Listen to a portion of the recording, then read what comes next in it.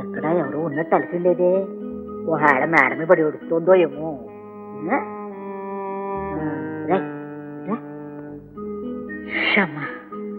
ఆ ప్లాస్కి అదే కాఫీ తాగుతాం.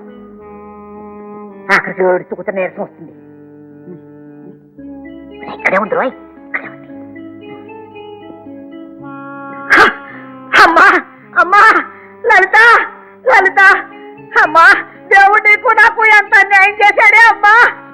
అమ్మా అమ్మా అమ్మా తల్లి, వాడు బతుకున్నప్పుడు ఒక మాట అనేవాడే అమ్మా, అక్క నేను పోయేటప్పుడు నువ్వు నా దగ్గరే ఉండాలి అనేవాడు. అదేం మాట రా తమ్ముడు, నువ్వు నాకన్నా చిన్నాడవి, నేను పోయాక నువ్వు నూరేళ్ళు ఉండాలి రా అనేదాన్ని. ఆఖరికి ఎవరు దగ్గర లేకుండానే వెళ్ళిపోయాడే అమ్మా.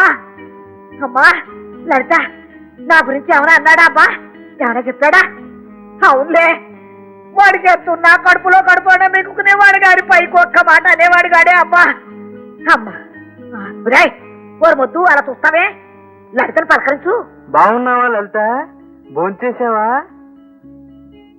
అమ్మా లలిత, ఈ మాట విన్న దగ్గర నుంచి నేను చాలా అలసిపోయానమ్మా. కాసేపు మేడం రెస్ట్ తీసుకుంటా, వస్తా. ఈ రకంగా మా మేనత్ వచ్చి ఇంట్లో స్థిరపడింది. లలిత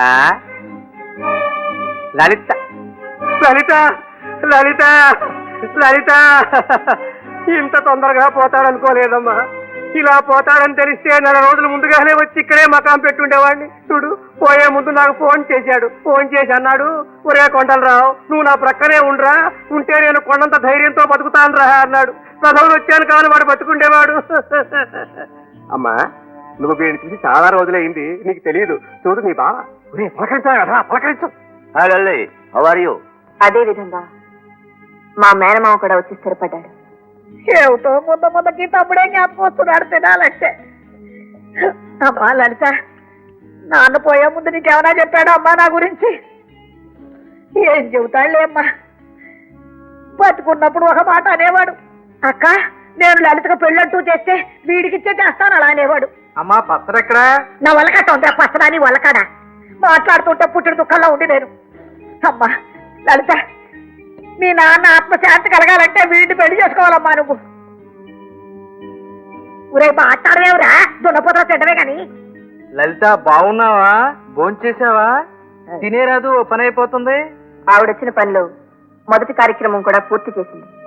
అమ్మాయి, వీడికి ఎన్ని సంబంధాలు వచ్చాయని, వీడి పర్సనాలిటీ, వీడి హైటు వెయిట్ చూసి 2-3 ఆఫ్రికా వాళ్ళవాళ్ళు వీడిని ఎత్తుకుపోవాలనుకున్నారు. కానీ మీ నాన్న ఒకటే అన్నాడమ్మా, ఒరే కొండలరావు, నేను పోతే మా అమ్మాయిని చూసుకోవడానికి బాడీ గార్డు లాంటి ఒక మగాడు కావాలరా అనేవాడు. అంచేత వీడు నీకు సర్వదా కాపలా ఉంటాడు. నువ్వు సర్కస్కి వెళ్ళినా, సినిమాకి వెళ్ళినా సరే, ఎవరైనా 10 మంది ఎదురొచ్చారనుకో, వీడు వాళ్ళతో ఫైట్ చేసి అలుపు సొలుపు లేకుండా వాళ్ళ తలకాయ ఎగరగొట్టేస్తాడు. అలా జోడివాడు. ఆయన ఎందుకు వచ్చాడు, ఆయన వచ్చిన పని ఏమిటో అర్థమైపోయింది.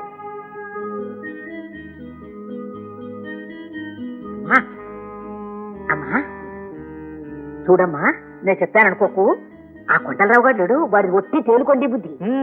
వాడి కొడుకులేడు ఆ తాడి చెట్టుగాడు, వాడికి ఇచ్చి నేను కట్టబెట్టాలని చూస్తున్నాడు. జాగ్రత్తగా ఉండమ్మా, తప్పుకోరా అమ్మాయి నల్లి.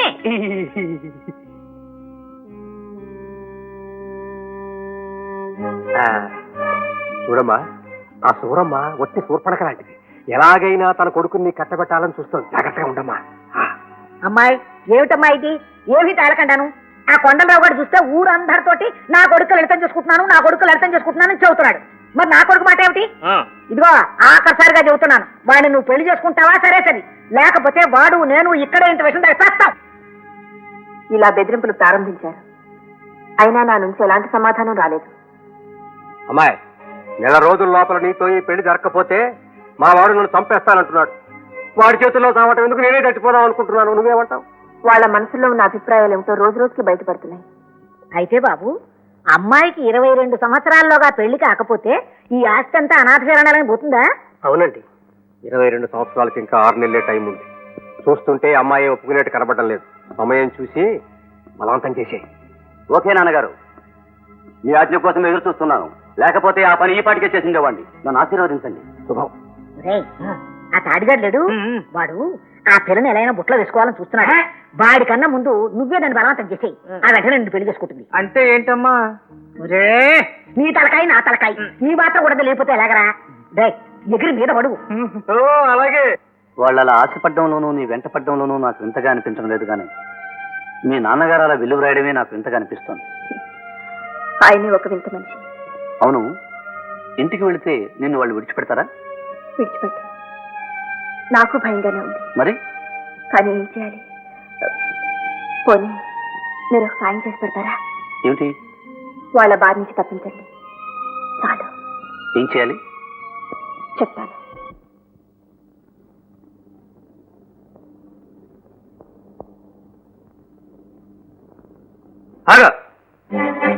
ఎంత ధైర్యమే నీకు?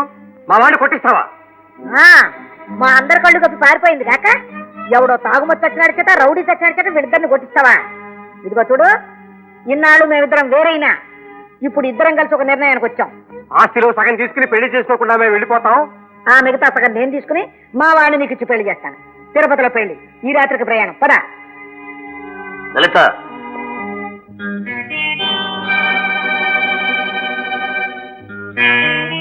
ఇక్కడికి వెళ్ళికొచ్చారు? భార్య ఎక్కడుంటే భర్త అక్కడికే వస్తాడు. వస్తే నిన్ను తీసుకువెళ్ళడానికి, రాకపోతే నీ బిడ్డని నీకు అప్పగించి తిరిగి వెళ్ళిపోవడానికి. బిడ్డ? ఎవరి బిడ్డ? లలిత, నీ ఆస్తిని చూసి పెళ్లి చేసుకోలేదు, నీ అందాన్ని చూసి పెళ్లి చేసుకోలేదు, నీ మనసును చూసి పెళ్లి చేసుకున్నాను. కేవలం నేనన్న ఒక్క మాటతో నన్ను నీ బిడ్డను వదిలిచ్చేస్తావా? ఏమిటే నీకింతకి పెళ్ళయిందా? విన్నావుటయ్యా, విన్నావా? లలిత, పెళ్లి కాకముందు నేనెంత దుర్మార్గుడిగా ఉండేవాడినో, ఎన్ని హత్యలు చేసేవాడినో నీకు తెలుసు. కాలేజీలో చదివేటప్పుడు నీ వెంట ఒకడు సైకిల్ మీద వెళుతూ ఈల వేశాడనే కారణంగా వాడి కళ్ళు తీసేశాను. కాలేజీ గిడ్డు దగ్గర నీకు డాష్ ఇచ్చాడని తెలియగానే వాడి తల తీసేశాను. అవన్నీ ఎందుకు మానేశాను? నీ గురించేగా, నువ్వు చెప్పబట్టేగా. నీ చేతులతో నన్ను హంతకుడిగా చేయాలనుకుంటే, నన్ను పాత మనిషిగా చేయాలనుకుంటే నీ బిడ్డ నువ్వు తీసుకో. నేను వెళ్ళిపోతున్నాను. లేదు, మీరు వెళ్ళడానికి వీల్లేదు. మీరు మళ్ళీ హంతకుడిగా మారడానికి వీల్లేదు. మీరు హంతకుడిగా మారితే నేను చూడలేనండి. చూడలేను. నేను హంతకుడిగా మారడం నీకు ఇష్టం లేకపోతే నాతో వచ్చేసి. అసలు ఇంతకే వీడేవడే? మా వారత్తయ్య. మీ వారా అంటే? నా భర్త. 2 ఏళ్ల క్రితం మేమిద్దరూ రిజిస్టర్ మ్యారేజ్ చేసుకున్నాం. ఏంటి రిజిస్టర్ మ్యారేజా? ఆ సంగతి మాకు ముందే ఎందుకు చెప్పలేదే? ఎలా చెప్పరు అత్తయ్య? ఆయన నన్ను ఆస్తి కోసం చేసుకున్నారు. నిజంగానే ప్రేమించి పెళ్లి చేసుకున్నారో తెలుసుకోవడం కోసం 1 సంవత్సరం పాటు నాటకం ఆడాను. లలిత, ఇది నాటకం? అవునండి, ఈ నాటకంలో మీరే నెగ్గారు. మిమ్మల్ని కష్టపెట్టాను. కన్న బిడ్డని, కట్టుకున్న భర్తని వదిలేశాను. మిమ్మల్ని కష్టపెట్టినందుకు నన్ను క్షమించండి. లలిత, లలిత, లలిత, నువ్వేమీ బాధపడదు. ఇలాగే చిలకా కోరికలా కలకాలం వర్ధిల్లాలి. లలిత, లలిత.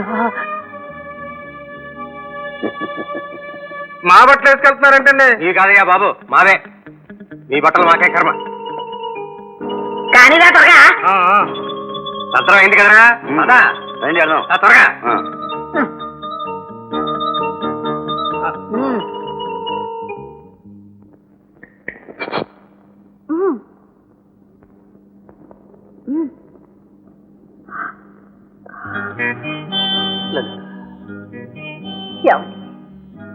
లలిత, చిచి, ఇలా పబ్లిక్ గా హాల్లో ఏడవకపోతే ఎదురు దూరం ఏడవరాదు. సిగ్గులు వద్దా లేకపోతే సరే. ఏమిటో చూస్తావు? సినిమా చూసినట్టు. లలిత, లలిత, నువ్వు లేకపోతే నేను ఉండలేను లలిత. అమ్మా అత్తయ్య, మీరు వెళ్ళిపోతున్నారా? వెళ్ళకి ఇక్కడే కూర్చుంటామే. నీకు నీ మొగుడికి నీ బిడ్డకి సేవలు చేసుకుంటాను. సిగ్గు లేకపోతే సరే. నాకు పెళ్ళయింది, మొగుడున్నాడు, బిడ్డున్నాడు నాతో చెప్పావా? అత్తయ్య వెళ్తున్నాం లలిత. రారా, నాతో చెప్పాడేమిటి? నేను వెళ్ళొస్తాను.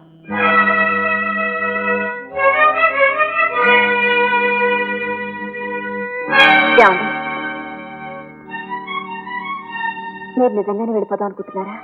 వచ్చిన పని అయిపోయిందిగా. అంటే కేవలం వాళ్ళు వెళ్ళగొట్టడానికి వచ్చారా? అందుకే రమ్మన్నా. రమ్మన్నదందుకే. కానీ వచ్చాక మీరు పూర్తిగా ఇక్కడ ఉండిపోవాలండి.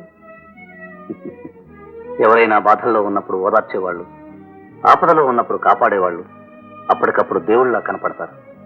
అంత మాత్రానికే నిర్ణయాలు తీసుకోవడం చాలా పొరపాటు. ఏ నేను మీకు తగనా, మీరు నాకు తగరా? లలిత, నన్ను చూశావు, నా ఇల్లు చూశావు, నా అలవాట్లు చూశావు. నిన్ను చూశాను, నీ అంతస్తును చూశాను.